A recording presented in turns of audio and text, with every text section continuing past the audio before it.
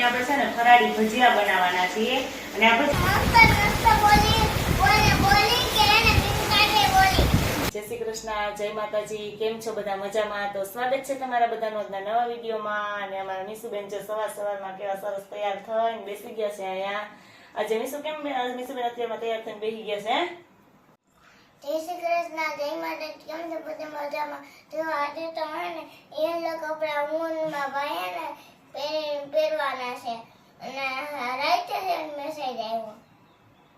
અહીં જશે મેસેજ આવ્યો કા મીસુબેન ને. આજે ગુરુ પૂર્ણિમા તો કાલે છે, પણ એની સ્કૂલે કાલે તો રવિવારની રજા હોય એટલે આજે જ છે ને બેને એલો કપડા પહેરીને જવાનું છે. મેસેજ આવ્યો હતો કા મોબાઈલમાં. એટલે મીસુબેન જાજે સવારમાં ઉઠીને વેલા તૈયાર થઈ ગયા. અને તૈયાર થવું તો બહુ ગમે એટલે તેની અહીંથી ઉઠી ગયા. મેં એમ કીધું છે તૈયાર થવું હોય ને તો વહેલી ઉઠ ફટાફટ. તો એ ફટાફટ ઉઠી ગઈ અને તૈયાર થઈ ગઈ. આજ તો કઈક તૈયાર થઈ ગઈ ને એટલે મૂડમાં છે. નકર તો સવારે સ્કૂલે જતી હોય ને તો મોઢું કેવું હોય મીસુબેન? હે કેવું હોય? મમ્મી મને લિપસ્ટિક કરી દીધી અને નાખી અને છૂટા વાળ રાખ્યા ધરાર કા. હું આખો દિવસ વાળ ખરાબ થઈ જાય તો કે નહીં, હું તો છૂટા જ રાખેલા. છૂટા વાળ રાખ્યા, બધું એને આમ પરફેક્ટ જોઈએ કેમ. અને હવે બેન સરસ મજાના તૈયાર થઈને જાય છે સ્કૂલે. હાલો આવીને પછી મળશે મીસુબેન. કેમ મીસુબેન? હા. છોકરા બે અત્યારે 9, 9:30 જેવું થવાયું છે. હજી મારા જ કપડાં બાકી રહી ગયા છે. બીજું બધું કામ થઈ ગયું છે, શાક સંભાળાને એવું. અને અત્યારમાં જો આજ વરસાદ રહી ગયો છે ને કંઈક તો આજ ફળિયામાં હરખે વ્યવસ્થિત નીકળવાનો વારો આવ્યો. ને તો એટલો 2-3 દિવસ તો વરસાદ હતો. તો જ્યાં અમારે આ કોયલ વેલ છે ને કેવા સરસ મજાના જો કોયલ વેલમાં ફૂલ આવેલા છે, કેવા સરસ મજાના ફૂલ આવ્યા છે. તો અત્યારમાં હું જોતી હતી એમાં ફૂલ આવ્યા છે. અને કોક પાંદડા જો ખવાઈ ગયા છે એટલે હું તો જોઈ લઉં કે ઈડું કેવું કે આવ્યું નથી ને એમ. અમુક પાંદડા ખવાઈ ગયેલા લાગે છે. અને આપણી વેલ જો સરસ મજાની લીધી છે. હવે આને બાંધી એના ઉપર આપણે ચૂલે ચડાવી દઈશું એટલે સરસ આખી લાંબી થઈ જાય. ચૂલાનો પણ મસ્ત દેખાવ આવે. ને હાલો હવે કપડાં ધોવાના બાકી છે, કપડાં આપણે આજે તો મને એવો વિચાર આવ્યો કે હાલો આપણે ફરાળી કંઈક બનાવીએ. કેમ કે હમણાં બધા વ્રત ને એવું ચાલુ થતું હોય તો ફરાળમાં તો આપણે વેફર ને ચેવડો અને કોઈ સૂકી ભાજી ને એવું કરતા હોય તો ઘણાને જો મોટી ઉંમરના હોય ને તો એને કઈ આ ચેવડો કે એવું તો ખાઈ ન હોય ને દાંતમાં લાગે ને એવું થાય. તો આજે મેં છે ને રાજીગરાનો લોટ લઈ લીધો છે. ચણાનો લોટ નથી, ચણાનો નથી આ લોટ, રાજીગરાનો લોટ છે. તો એની આપણે છે ને ફરાળી ભજીયા બનાવવાના છીએ.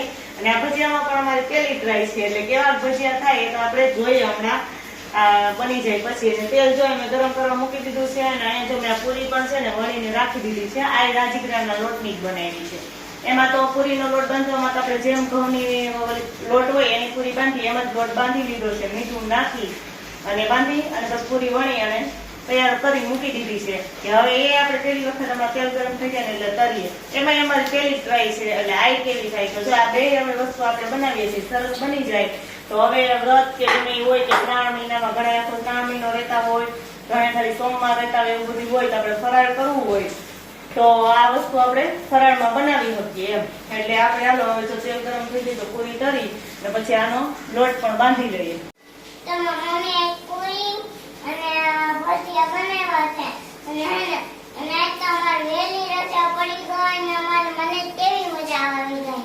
મજા આવી ગઈ કા. વરસાદ બહુ હતો ને તો સ્કૂલેથી વહેલી રજા આપી દીધી. કા રજા હોય કા વહેલી રજા આવી જાય. હમણાં તો મજા પડી ગઈ મીસુબેન ને. અમારા મધુવંતી વાળા ને મધુવંતીના પુલ થી ગમે તે નીકળે ને તો એ બધાને જવા દીધા ને મધુવંતીની ઉપરથી પાણી જતું હતું ને એટલે મધુવંતીની ઉપરથી આ પુલ વચ્ચે આવે છે ને ઉપરથી પાણી જતું હોય કા. એટલે વેલા પછી વરસાદ થોડોક ધીમો પડ્યો એટલે એને વેલા છોડી દીધા. એમ કે ભાઈ પૂરી ખરાબ થઈ જાય.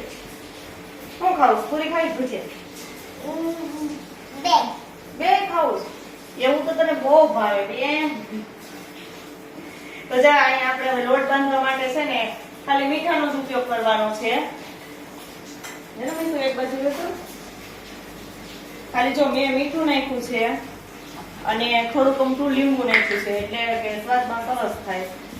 લીંબુનો રસ નાખ્યો. બાકી એમાં બીજી કોઈ વસ્તુ લોટ બાંધવામાં નાખી નથી. અને હવે આપણે છે ને પાણીથી લોટ બાંધી લઈએ. તો જો આપણું આ તેલ છે ને આવી ગયું છે અને જો આપણે આ બેટર આપણું તૈયાર કરી લીધું છે ભજીયાનું. અને હવે આપણે આમાં ભજીયા ફટાફટ મૂકવા માંડીએ અને પછી જોઈએ કે આપણા ભજીયા છે એ કેવા બને છે કેમ મીઠું હા સારા બનશે કે નહીં બને બેન સારા બનશે સારા બનશે હા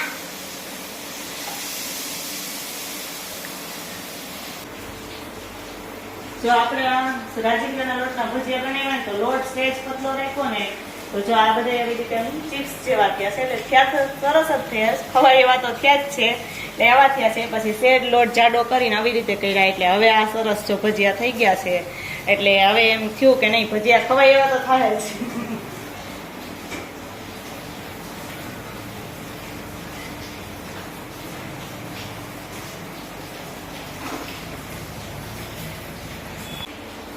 હવે આપણે પૂરી કરીને રાખી હતી તો એ પૂરી પણ આપણે તરી નાખીએ છીએ આપણી પૂરી કેવી થાય એ પણ આપણે જોઈએ કે આપણી ફરાળી પૂરી તો પૂરી પણ આપણી મસ્તની બની ગઈ છે ને એકદમ જો ફૂલીને દડા જેવી થાય છે એટલે હવે આપણે એમ થઈ ગયું કે રાજગરાના લોટની આપણી પૂરી છે ને એ પણ એકદમ મસ્ત ખાવાની છે તો હવે આપણે તમે કંઈક વાર હોય કે ગમે એવું હોય ત્યારે ફરાળી આઈટમમાં આપણે બનાવી શકીએ કે ભજીયા સરસ બની ગયા અને પૂરી તો જો એકદમ મસ્ત ફૂલીને દડા જેવી થઈ ગઈ છે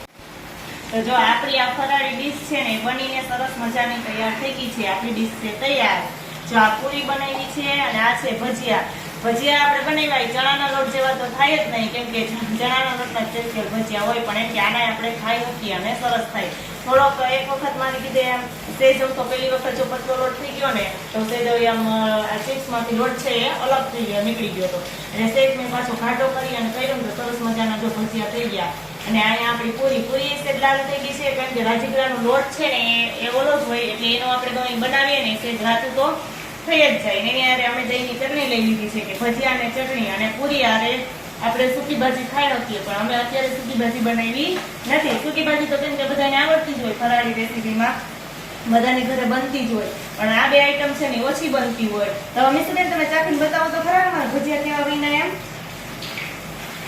ભજીયા કે પૂરી ખાવી છે પૂરી હા તો પૂરી ખાવા મિસુબેન ને પૂરી ભાવે એટલે પૂરી ખાય મમ્મી પૂરી તૈયાર મસ્તની બની મસ્તની બેની તે પૂરી દેખીને હું ભજીયા ચાખી દઉં વાહ અને હું ચટણી આવી વાહ મિસુબેન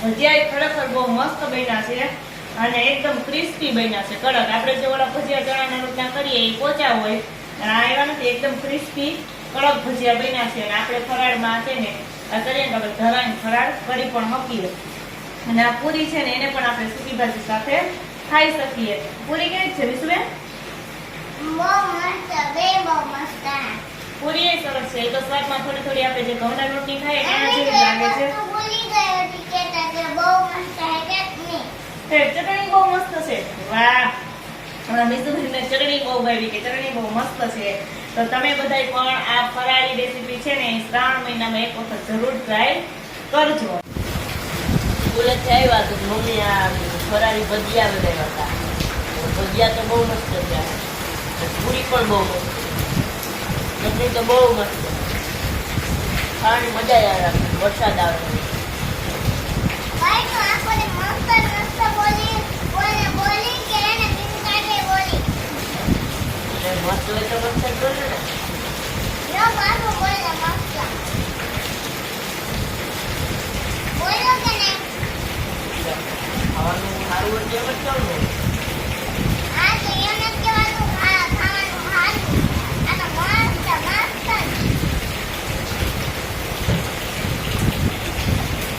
અને વરસાદ આવ્યો તો ખાવાની મજા જ આવી ગઈ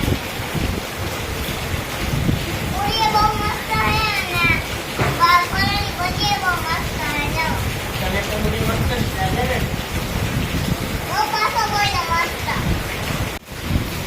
ભાઈને બધી મસ્ત મસ્ત લાગે ઘરમાં તો પૂરી મસ્ત છે ભજીયા મસ્ત છે ચટણી મસ્ત છે બીજે મસ્ત બનાવેલી બધું મસ્ત બનાવ્યું છે કે મસ્ત મસ્ત બનાવ્યું તો મસ્ત મસ્ત ખાવા માંડો હાથે મસ્ત મસ્ત ને પડે પડે વખાણ કરો છો હું ક્યાં વખાણ કરવા મસ્ત મસ્ત ઉપડી ગયા ચાલો ચાલો તો બે જમી લ્યો અને આજનો આ વિડીયો પણ અહીંયા પૂરો થાય છે તો તો અમારો વિડીયો તમને ગમ્યો હોય તો લાઈક કરજો, શેર કરજો. અને જો ચેનલમાં નવા હોય તો સબસ્ક્રાઇબ કરવાનું